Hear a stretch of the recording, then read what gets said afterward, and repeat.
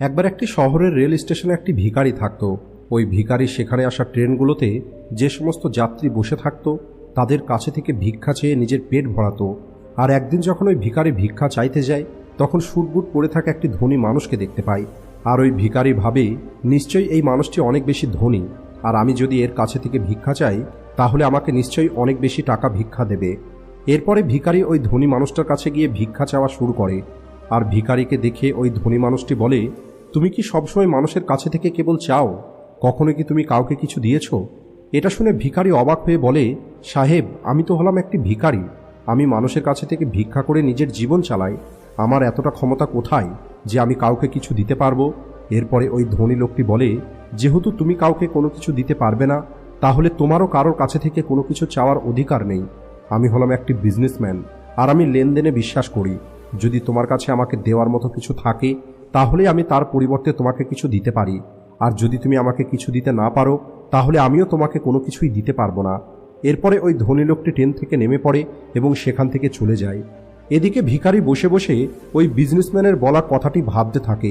ভিখারি ভাবে যে আমি এতদিন পর্যন্ত ভিক্ষা করছি, এমন কথা তো আমাকে আজ পর্যন্ত কেউ বলেনি। যদিও ওই বিজনেসম্যান খারাপ কিছু বলেনি, সত্যিই তো আমি যদি কাউকে কোনো কিছু দিতে না পারি তাহলে আমি কি করে অন্য মানুষের কাছে থেকে চাইতে পারি? আর এরপরে ওই ভিখারি ভাবে, হয়তো এই কারণেই মানুষজন আমাকে বেশি টাকা দিতে চায় না, কারণ ওই ভিক্ষার পরিবর্তে আমি কোনো মানুষকেই কোনো কিছু দিতে পারি না। এরপরে ভিখারি ভাবে, কিন্তু আমি তো একজন ভিখারি, আমি অন্য একটি মানুষকে কি দিতে পারি? আমার কাছে দেবার মতো তো কিছুই নেই। কিন্তু এই কথাটাও সত্যি, আমি আর কতদিন একটি মানুষকে কোনো কিছু না দিয়ে কেবল মানুষের কাছে চাইতে থাকব? আর সবশেষে ভিখারি সিদ্ধান্ত নেয়, আজকের পরে যে মানুষই তাকে ভিক্ষা দেবে, আজ থেকে ওই ভিখারি তাকে তার পরিবর্তে কিছু না কিছু অবশ্যই দেবে। কিন্তু এখন ভিখারির ব্রেনে এই কথাটা চলছিল, যেহেতু সে নিজেই একটি ভিখারি, তাহলে ভিক্ষার পরিবর্তে সে অন্যদের কি দিতে পারে? আর এই কথাটা চিন্তা করতে করতে দুদিন পার হয়ে যায়। আর ওই দুদিন পর্যন্ত ভিখারি কোনো রকমের ভিক্ষা করেনি। আর ওই ভিখারি 2 দিন পর্যন্ত নিজের প্রশ্নের উত্তর খুঁজে পায়নি। আর তৃতীয় দিন যখন ওই ভিখারি স্টেশনে বসেছিল তখন ওই ভিখারি স্টেশনের ওপারে থাকা কিছু ফুল গাছ দেখতে পায়, যে গাছগুলোতে অনেক ফুল ফুটেছিল। এরপরে ভিখারি ভাবে, আমি যদি আমাকে ভিক্ষা দেবার পরিবর্তে মানুষকে একটা করে ফুল দিই তাহলে কেমন হয়? আর এরপরে ভিখারি সিদ্ধান্ত নেয় যে সে আজ থেকে ভিক্ষার পরিবর্তে একটি করে ফুল দেবে। আর এটা ভেবে ওই ভিখারি কিছু ফুল সেখান থেকে ছিঁড়ে নেয়। আর এরপরে সেই ফুল হাতে নিয়ে ট্রেনে ভিক্ষা করার জন্য পৌঁছে যায়।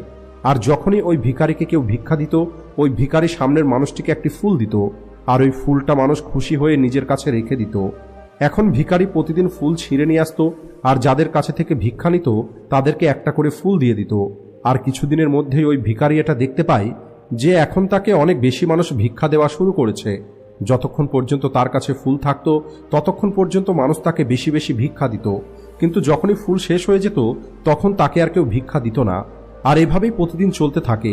আর একদিন যখন ওই ভিখারি ভিক্ষা করার জন্য ট্রেনে ওঠে তখন ওই ভিখারি দেখতে পায় সেই বিজনেসম্যানটা ট্রেনে বসে আছে, যার কারণে সে আজ ভিক্ষার পরিবর্তে মানুষকে ফুল দেওয়া শুরু করেছে। এরপরে ওই ভিখারি দ্রুত ওই বিজনেসম্যানের কাছে পৌঁছে যায় আর ভিক্ষা চাওয়ার পরে বলে, আজ আমার কাছে আপনাকে দেওয়ার জন্য কিছু আছে, আপনি আমাকে ভিক্ষা দিন, তাহলে এর পরিবর্তে আমি আপনাকে কয়েকটা ফুল দেব। এরপরে ওই বিজনেসম্যান ওই ভিখারিকে কিছু টাকা দেয়, আর ওই ভিখারি কিছু ফুল ওই বিজনেসম্যানকে দিয়ে দেয়। ওই বিজনেসম্যানের ভিখারির এই ব্যবহারটা খুবই ভালো লাগে। আর ওই বিজনেসম্যান বলে, আজ তো তুমিও আমার মতো একটি বিজনেসম্যান হয়ে গেছো। এটা বলার পরেই ফুল নিয়ে ওই বিজনেসম্যান স্টেশনে নেমে পড়ে এবং সেখান থেকে চলে যায়। এদিকে আরও একবার ওই বিজনেসম্যানের বলা কথা ওই ভিখারি চিন্তা করা শুরু করে। ওই ভিখারি ভাবে যে আমি কি করে বিজনেসম্যান হতে পারি। আর অনেক ভাবার পরে ওই ভিখারি বুঝতে পারে এখন সেও জীবনে সফল হতে পারবে, কারণ এখন সে সফলতার সিক্রেটটা জেনে গেছে। এরপরে ভিখারি ট্রেন থেকে নেমে পড়ে আর জোরে চিৎকার করে আকাশের দিকে তাকিয়ে বলে, আমি কোনো ভিখারি নই, আমি হলাম একটি ব্যবসায়ী। আমিও ওই ধনী বিজনেসম্যানের মতোই হতে পারবো, আমিও ধনী হতে পারবো। আর যখন চিৎকার করে ভিখারি এই সমস্ত কথা বলছিল, চারপাশের লোকজন ওই ভিখারিকে দেখে ভাবছিল হয়তো সে পাগল হয়ে গেছে। আর পরের দিন থেকে ওই ভিখারিকে স্টেশনে আর দেখতে পাওয়া যায়নি। আর 6 মাস পরে ওই স্টেশন থেকে 2টো মানুষ শুটবুট পরে যাত্রা করা শুরু করে। দুজনেই একে অপরের দিকে তাকায় এবং একে অপরের সঙ্গে হাত মেলায়। আর প্রথম ব্যক্তিটা বলে, আপনি কি আমাকে চিনতে পারছেন? দ্বিতীয় ব্যক্তিটা বলে যে না, আমি আপনাকে চিনতে পারিনি, আর আমার মনে হয় আমি আপনার সঙ্গে প্রথমবার দেখা করছি।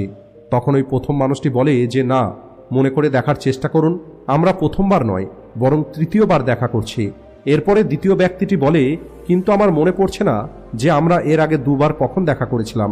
তখন প্রথম ব্যক্তিটি একটু হাসে আর বলে, আমাদের এর আগে 2 বার এই ট্রেনেই দেখা হয়েছে।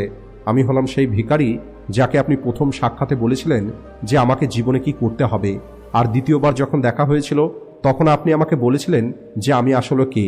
এরপরে দ্বিতীয় ব্যক্তিটি হাসে আর অবাক হয়ে বলে, আমার মনে পড়েছে, তুমি কি সেই ভিখারি যাকে আমি একবার ভিক্ষা দিতে মানা করে দিয়েছিলাম, আর দ্বিতীয়বার আমি তোমার কাছে থেকে কিছু ফুল কিনেছিলাম, কিন্তু আজ তুমি এই স্যুট বুট পরে কোথায় যাচ্ছ, আর আজকাল তুমি কি করছো?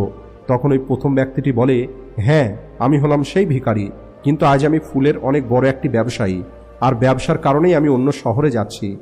এরপরে প্রথম ব্যক্তিটি কিছুক্ষণ চুপ থাকার পরে বলে, আপনি আমাকে প্রথম সাক্ষাতে সেই কথাটা বলেছিলেন যেটা এই প্রকৃতির নিয়ম, আর এই প্রকৃতির নিয়ম অনুযায়ী আমরা তখনই কোনো কিছু পাবো যখন আমরা কোনো কিছু দেব, আর এই নিয়মটা বাস্তবে কাজ করে, আর আমি এটা খুব ভালোভাবে অনুভব করি।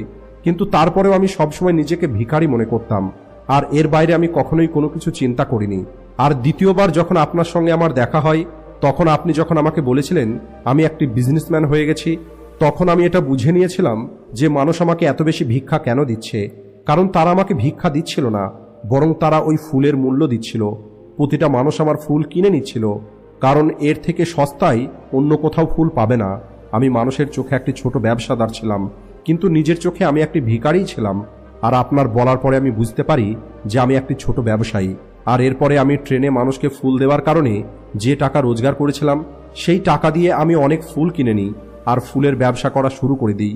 এখানকার মানুষের ফুল অনেক পছন্দ, আর তাদের এই পছন্দ আমাকে আজ ফুলের অনেক বড় একটি ব্যবসায়ী তৈরি করে দিয়েছে। এই দুটো ব্যবসায়ী এখন অনেক খুশিতে ছিল, আর তারা তাদের স্টেশনে আসার পরে ট্রেন থেকে নেমে পড়ে এবং নিজের নিজের রাস্তায় চলে যায়। বন্ধুরা, এই গল্প থেকে আমরা অনেক কিছু শিখতে পারি। গল্পে প্রথম যে বিজনেসম্যানটা ছিল, উনি গিভ অ্যান্ড টেক এই পলিসিটাকে খুব ভালোভাবে জানতেন। পৃথিবীর যত বড় বড় বিজনেসম্যান আছে তারা প্রত্যেকেই এই গিভ অ্যান্ড টেক পলিসিটা ব্যবহার করে, আর এর ফলেই তারা আজ এত বড় বিজনেসম্যান হতে পেরেছে। আর এই নিয়মটাই ওই ভিখারিকে শেখায়। ভিখারি এই নিয়মটাকে নিজের জীবনে প্রয়োগ করে, আর তার পরিণামটা তার জীবনে খুব দ্রুত দেখতে পায়। ওই ভিখারি বুঝে গেছিল যে তাকে কি করতে হবে, কিন্তু নিজের ছোট চিন্তার কারণে সে নিজেকে ভিখারি মনে করছিল। সে নিজেকে চিনতে পারেনি, সে নিজের আত্মসম্মানটাকে বুঝতে পারেনি, যার কারণে সে তার চিন্তাটাকে পরিবর্তন করতে পারেনি। তাই যদি আপনিও আপনার চিন্তাকে পরিবর্তন করে নেন, তাহলে আপনি যে কোনো কিছু অর্জন করতে পারবেন। যদি আমরা নিজেকে ছোট মনে করতে থাকি, তাহলে আমরা ছোট হয়েই থেকে যাব। জীবনে বড় হবার জন্য আমাদের চিন্তাকে পরিবর্তন করতেই হবে। আমাদের নিজের সম্পর্কে বড় কিছু চিন্তা করতে হবে, তারপরে আমরা জীবনে বড় হতে পারবো। এই গল্পে যে ভিখারি, সে নিজেকে ভিখারি মনে করত, আর সে ভিখারি হয়েই ছিল। কিন্তু যখনই ভিখারি জানতে পারে সে আসলে একটি ব্যবসায়ী, তখন সে তার চিন্তাকে পরিবর্তন করে নেয়, আর এই কারণেই তার জীবনটাও পরিবর্তন হয়ে যায়। তাই আপনিও আপনার সম্পর্কে চিন্তা পরিবর্তন করুন, তাহলে একদিন আপনার জীবনও পরিবর্তন হয়ে যাবে। সবশেষে ভিডিও ভালো লাগলে ভিডিওটিকে লাইক ও শেয়ার করতে ভুলবেন না। Thanks for watching.